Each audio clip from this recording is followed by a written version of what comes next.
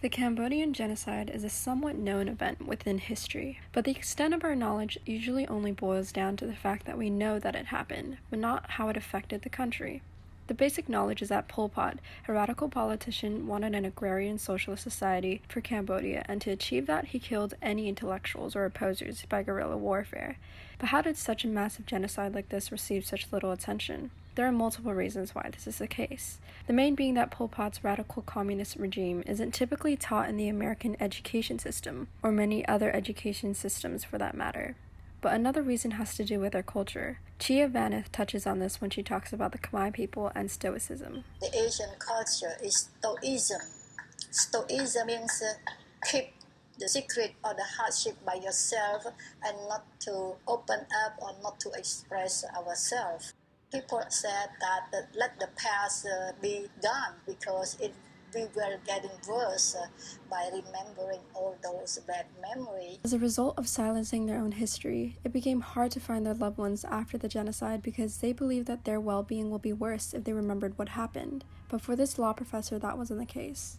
In a recent issue of our magazine, The Truth, we published an article on a victim at age 21. And then a former law professor in Phnom Penh called us that the person in the magazine was his father, that he's been looking for a long time. So he comes and pick up some more documents, confession and biography of his father. And this is a way of healing. He feels sad to read that his father was dead, was tortured, was interrogated. But after that short moment, he feels that he has completed a task of finding his father. When I went to Cambodia, I befriended this man. We called him B. When we went to the S21 museum that once was a torturing headquarters for the Khmer Rouge, we saw what seemed to be an unending list of victims and the very devices and rooms that they died in. At such an emotional ground, B opened up about his past. His family was relatively well off, with parents being lawyers and intellectuals, but since the educated were the target of the Khmer Rouge, or the Communist Party that Pol Pot led, his family disbanded, with some fleeing to Thailand. His opening up to us was a particularly emotional moment, as hardly anyone ever talks about it, and reminiscing on missing family members is incredibly hard to share.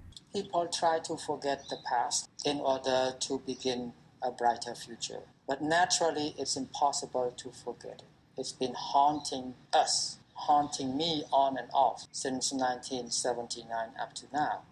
Now with Cambodia's society and economy catching up since its major degradation in the 70s, education is becoming more and more accessible for the citizens. In light of this improvement, B works at a university and is a mentor for many of the students. Cambodia is finding healing and moving forward.